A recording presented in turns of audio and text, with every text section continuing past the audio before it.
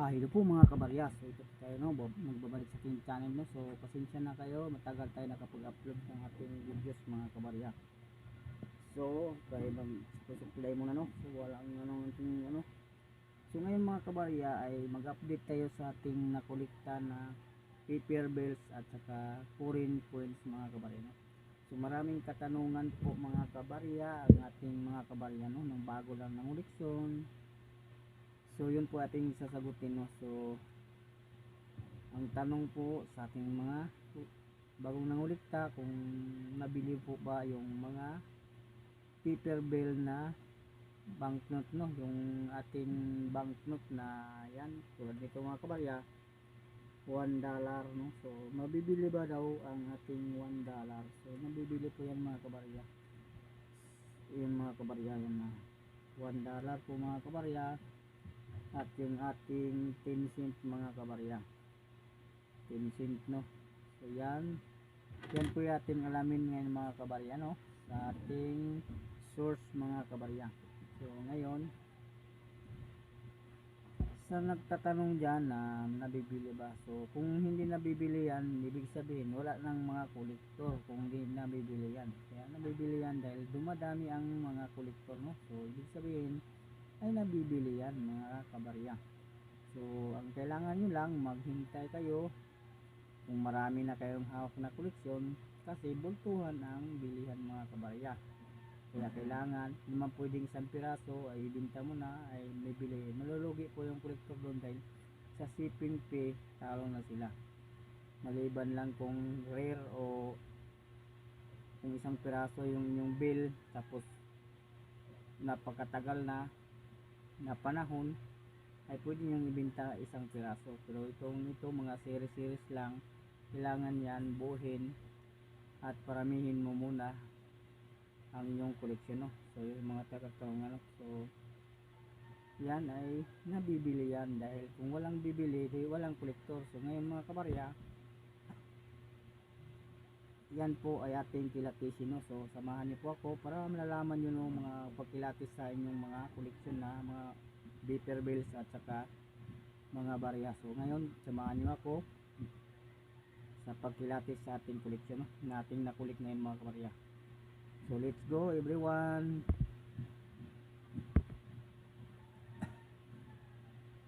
So ito na mga kabarya.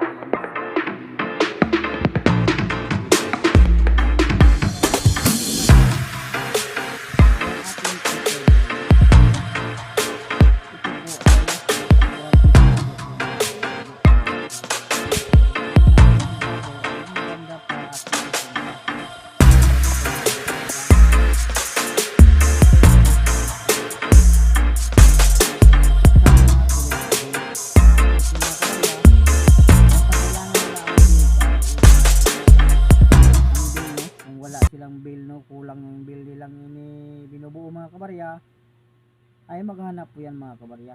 So ganun po talaga ang kolektor no. So ngayon magkano na ang presyuhan nito mga kabarya? So nakadepende na po sa inyong pag-uusap ang price mga kabarya no. So ito po ating nga ito mga kabarya, kasi maraming katanungan ng ating mga viewers no. So na depende po sa pag-usapan nyo ang price ng mga kabarya. Kung kailangan sa kolektor ay bibilhin talaga niya yan. So kayo na po ang mag-price kung magkano. So ang kolektor tatawad naman kung kailangan nila. Kung magkakasundo kayo sa price ay magkakaroon kayo ng transaction kung saan nyo ipadala, kung sa GRS, kung meet up man mga kabarya no. So yun po ang pag-usapan nyo sa messenger na po nyo po kayo mag-uusap no. So kukontakin na kayo sa mga kolektor kung nagustuhan nyo ang inyong koleksyon mga kabarya. So yun po ang pangunguliksyon mga kabarya no. Paswerte yan mga kabarya. Kung makatsamba ka naman mga kabarya, so ay ikaw ay bigla lang maging isang milyonaryo mga kabarya. So ganun ang pangungulik sa ating mga barya at sa paper bill mga kabarya. So hindi din basta-basta talaga mga kabarya, kailangan lang mahaba mong pasensya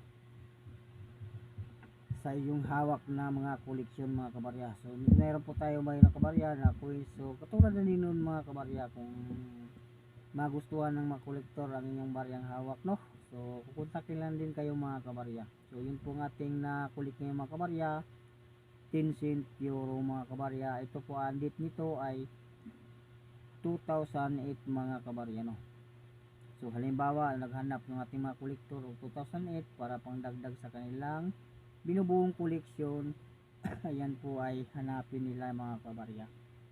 So ganun talaga mga kabarya, pag tayo mangunguleksyon, ang kailangan lang marami kang hawak na barya. Pag oras na mayroong maghanap na sa inyong mga koleksyon na mayroon ka, ay yun po ay comment mo sa sino mang nagbaying o naghanap mga kabarya. So ganun ang pag sa ating mga kolektor, no?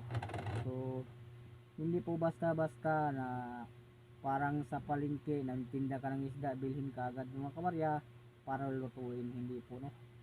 Maghanap mo na yung mga kolektor. Kung mayroon ka silang kanilang hinahanap, ay ikaw ay kukontakin sa kolektor, no?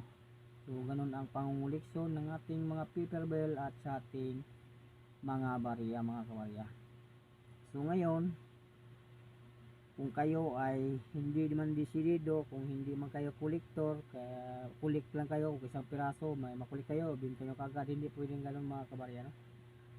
So keep muna mga kabarya, tago-tago lang muna. Yan ang kolektor, no? So itatago-tago lang muna nila, kung may maghanap saka magbibinta mga kabarya. Hindi po na maghanap binta kagad, hindi po nga din mga kabarya, no?